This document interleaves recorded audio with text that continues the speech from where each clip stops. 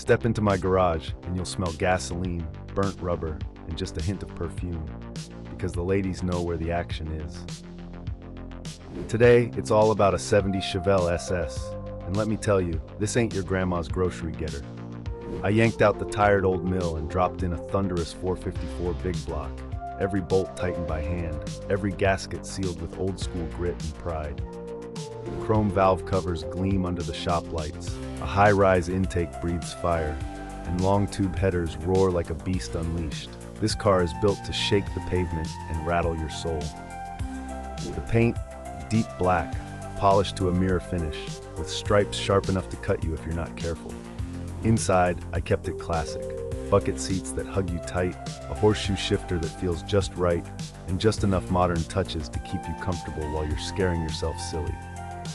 Fire it up and the ground shakes, windows rattle, and folks across town know something serious is rolling through. This isn't just a car, it's a statement, a rolling piece of art that's as mean as it is beautiful.